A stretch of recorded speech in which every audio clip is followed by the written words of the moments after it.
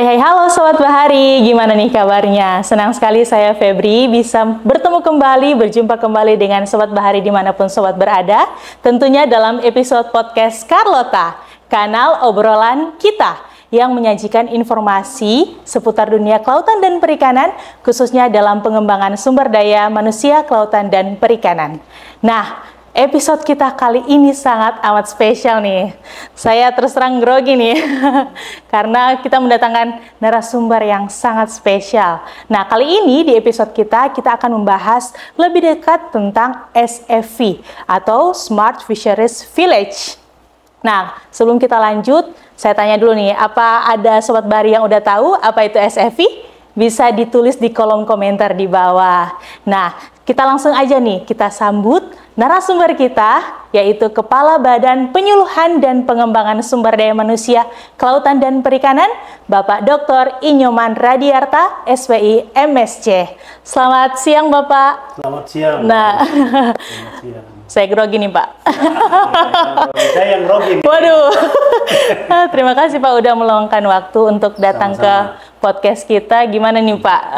Perjalanan dari Jakarta ke Bitung gimana? Lancar-lancar aja, Pak? Lancar, lumayan lah. Oke. Apa namanya, ngisi waktu weekend. Waduh. Dan ya sambil jalan-jalan menikmati kota Bitung, juga sekaligus bisa melihat perkembangan di masing-masing UPT. Betul sekali.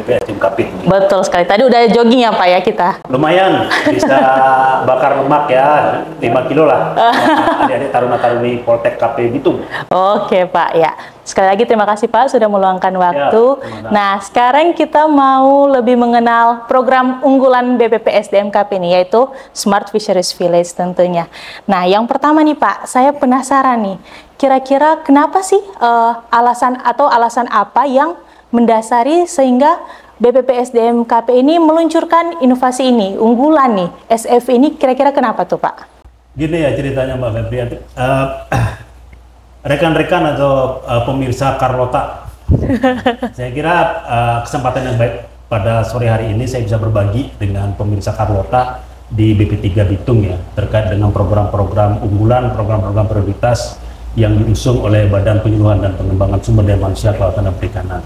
Nah, salah satunya tadi sudah disebutkan terkait dengan SFV, itu short name-nya, nama pendek singkatannya, nama panjangnya itu adalah Smart Fisheries Village, yang dikembangkan oleh BPPSDMKP untuk seluruh UPT yang ada di bawah BPPSDMKP. Sebenarnya ceritanya begini, kita bermula karena kita ketahui bersama ya, rekan-rekan Carlota ya, kita ketahui bersama bahwa BPPSDMKP ini merupakan penggabungan dari dua eselon 1. Dulunya itu ada fungsi riset, ada Balitbank, Badan Penelitian dan Pengembangan Kelautan dan Perikanan, kemudian ada Badan Pengembangan SDM. Okay. Nah, penggabungan ini tentunya kemudian berkembang, pernah adanya restrukturisasi organisasi, kemudian muncul Badan Riset dan Inovasi Nasional. Okay. Sehingga fungsi riset itu sudah tidak menempel lagi di KKP. Kemudian kita bergabung menjadi satu, dulunya disebut dengan nama Badan Riset, kemudian berkembang menjadi Badan Penyuluhan dan Pengembangan SDM. Nah, inovasi-inovasi yang dimiliki oleh UPT tersebut ini merupakan inovasi yang selama ini saya melihatnya masih idle, masih banyak yang tidur. Sehingga kita perlu membuatkan suatu program yang tentunya nanti sejalan dengan tugas dan fungsi BPPSDMKP. Betul. Nah, program tersebut kita sebenarnya ada beberapa program ya, tapi program yang memang tujuannya menggabungkan semua tusi daripada BPPSDMKP itu yang kita sebut dengan nama Smart Fisheries Village tersebut.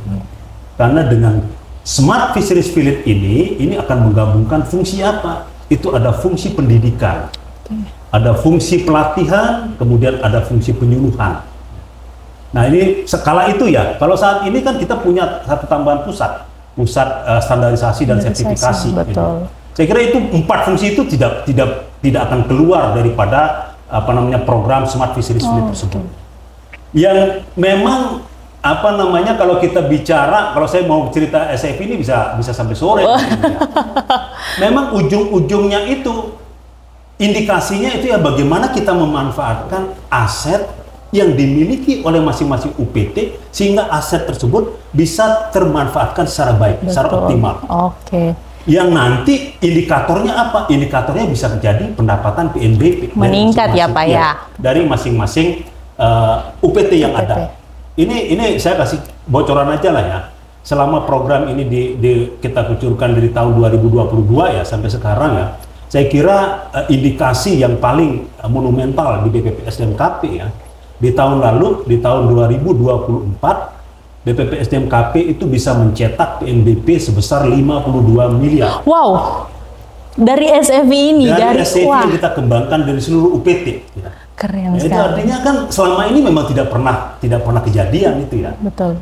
Nah, ini yang program tersebut yang mendorong kita bersama-sama, artinya bagaimana UPT berkreasi, berinovasi, mengimplementasikan SFI itu. Jadi tidak ada sebelumnya SFI harus begini ya, enggak. Itu tergantung kreativitas, inovasi daripada masing-masing UPT. Oke, jadi balik lagi ke UPT-nya ya, mau berkreasi seperti apa bentuk SFI-nya balik lagi ke UPT. Betul sekali. Jadi kita tidak ngatur, Anda buat ini, enggak. Oh, enggak. Silakan saja berkreasi. Oh, saya punya potensinya apa? Saya punya potensinya ini. Saya bagaimana mengembangkan? Betul. Tetapi itu kan tidak keluar daripada aturan SOP ataupun framework aturan-aturan yang berlaku di KKP itu.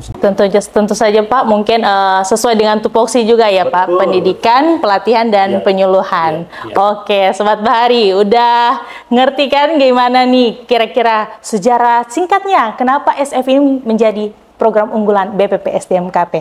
Oke Pak, selanjutnya nih, kalau kita mendengar tadi SFI sudah mencetak PNBP yang meningkat atau sudah menjadi program unggulan, nah kira-kira nih Pak, tantangan apa sih yang sudah dialami nih dari BPPSDMKP dengan program unggulan ini? SFI. Ini yang menarik nih pertanyaannya ya. Tantangan tentunya kalau kita membuat satu program baru ya, satu program baru, ya kalau saya bilang bukan program baru sebenarnya, tapi pendekatan baru. Oke. Bisa jadi yang kita hadapi adalah pola-pola lama. Kita berhadapan dengan pola-pola lama yang sudah merasa nyaman dengan sistem yang lama. Betul. Sehingga kalau kita mau masuk dengan pola baru, ini agak susah. Betul. Tapi bukan itu yang menjadi penghalang bagi kita ya. Karena saya selalu menyampaikan pada seluruh jajaran di BPPSDMKP lah. Kita punya program, kita bukan bekerja sendiri. Betul. Karena kalau kita bekerja sendiri, kepala balai bekerja sendiri, kepala badan bekerja sendiri, kepala pusat bekerja sendiri, itu bukan program. Enggak, iya, betul. Kita harus bekerja barengan semua dari komponen yang ada di UPT, sehingga program tersebut bisa dikenal secara baik, bisa dilaksanakan secara baik. Okay. Balik lagi saya sampaikan, kalau pertanyaan apa tantangannya? Tantangannya ya memang betul, tantangannya karena orang sudah terbiasa. Ini udah cukup. Indikasi yang saya tadi sampaikan aja Mbak, indikasinya PNBP yang dulu BPPSDMKP kisarannya nggak pernah lebih daripada 15M. 15M itu sudah maksimal sekali ini. Okay. Apa yang terjadi? Terus bagaimana caranya kita bisa mendongkrak PNBP? Coba PNBP dari 15M kita naik dari 23M, naik jadi 32M, naik jadi 52M. Betul. Itu artinya apa? Artinya kami di BPPSDMKP melalui program SIP tersebut memberikan keleluasaan kepada UPT, kepada kepala-kepala UPT untuk berkreasi. Saya tidak pernah artinya masuk mengintervensi inovasi, kreativitas daripada para UPT, tapi memberikan masukan, oh harusnya begini, ini lebih bagusnya begini. Nah itu yang mendorong mereka. Saya malah lebih senang mereka berkreasi sendiri melalui program SIP yang kita canangkan ini daripada menunggu arahan. Betul. Kalau menunggu arahan nggak pernah, nggak bisa jalannya. Oke. Nah hal-hal seperti itu yang kita coba masuk ke masing-masing UPT ya, sehingga mereka tahu apa sih sebenarnya. Balik lagi saya sampaikan ya, SFI itu kita bukan mencari PNBP. Ini perlu disampaikan kepada rekan-rekan Karlota ya, bahwa SFI itu bukan ujung utamanya itulah PNBP, bukan. Tapi adalah pemanfaatan satu tugas fungsi BPPSDMKP, kemudian optimalisasi aset yang dimiliki oleh BPPSDMKP. Sehingga kalau itu semua bergerak, tentunya ada dong Iya. hasil lain yang bonusnya bisa kita ya, klaim. ya betul. Bonus yang bisa kita klaim, yang kita bisa berikan kepada negara. Oke, jadi PNBP itu hanya bonusnya aja ya. Yang utamanya itu pemanfaatan aset, terus penjalanan tupoksi dari masing-masing UPT gitu ya Pak ya. Oke Pak, kita lanjut nih Pak. Tadi sudah keliling-keliling sedikit nih Pak di SFI kita di BP3 Bitung, SFI UPT Edu Wisata Bahari. Nah Pak, saya penasaran nih, kan Bapak datang di SFI Edu Wisata itu pas launching tahun 2023. Nah, gimana nih Bapak melihatnya progres dari SFI Edu Wisata Bahari ini dari Bapak datang pas launching dan sekarang yang Bapak datang lagi, gimana? Ya, ini yang Mbak ya, rekan-rekan Carlota yang saya ingin sampaikan bahwa program prioritas Smart Fisheries Village tersebut tergantung pada bagaimana UPT menerjemahkan masing-masing. Sehingga di masing-masing UPT itu bisa jadi tidak serupa, tidak sejenis, kegiatannya bisa jadi berbeda-beda. Nah, salah satu contohnya yang ada di BP3 Bitung. BP3 Bitung dengan potensi yang memiliki berbagai aktivitas pelatihan, kemudian ada implementasi percontohan-percontohan budidaya yang ada, kemudian mencoba mengimplementasikan 5 program prioritas KKP dalam satu mini yang akhirnya muncul yang satu miniatur yang kita sebut dengan SFI Edu Wisata BP3 Bitung, di mana dalam Edu Wisata tersebut kan disajikan beberapa capaian-capaian ataupun kegiatan-kegiatan yang relevansinya kepada tugas fungsi UPT tersebut, tapi juga tidak terlepas dari fungsi program prioritas KKP. Betul. Jadi pada saat saya datang pertama kali kita melaunching Edu Wisata itu kan saya menyampaikan bahwa jangan sampai, intinya tadi balik lagi saya sampaikan bahwa jangan sampai melupakan aset yang kita miliki. Aset yang sudah ada dioptimalkan semua. Kemudian yang paling penting berikutnya itu adalah kita bukan bekerja sendiri. Betul. Kita harus bekerja berkolaborasi dengan seluruh mitra kita ya. Sehingga ini jadi bisa bermanfaat bagi kita, bisa meningkatkan nilai jual dari para UPT. Banyak perkembangan yang saya sudah lihat dari pertama kali saya datang 2023 sampai saat ini ya. Saya kira dari sisi aset, kemudian variasi penyajian di lapangan, kemudian saya kunjungan, karena setiap saya datang ke UPT saya tidak pernah mau hanya tinggal di nongkrong di ruangan kepala balai saja gitu ya, tapi saya selalu ingin melihat semua fasilitasnya. Saya kira cukup baiklah di BP3 Bitung ini menerjemahkan program SFI yang kita gelontorkan gitu ya, yang kita canangkan secara bersama-sama dalam rangka untuk optimalisasi aset yang dimiliki sesuai dengan tugas fungsi. Namun perlu juga kita sampaikan bahwa kita perlu memang meningkatkan kapasitas, meningkatkan sarana-prasarana yang ada di masing-masing UPT. Saya kira ini menjadi tugas BPPSDMKP ke depan untuk bagaimana kita mencari potensial-potensial penganggaran sehingga meningkatkan selain kapasitas SDM, tapi juga sarana-prasarana yang dimiliki UPT. Oke. Pak, kan pelatih kita ini kayaknya juga berkembang ya, kan biasanya melatih orang-orang dewasa masyarakat pesisir. Nah, dengan adanya Edu Wisata Bahari ini, pelatih kita juga kayak jadi tour guide gitu Pak. Nah, kalau field trip datang, mereka sudah terbiasa juga untuk berhadapan dengan anak-anak dan masyarakat umum. Oke. Pak, saya minta satu pesan dong untuk kita semua nih. Gimana sih kita dalam mengembangkan potensi kita nih? Bukan hanya SFI aja nih yang smart, tapi kita juga sebagai SDMKP kan juga harus smart. Kira-kira satu pesan aja Pak untuk kita semua.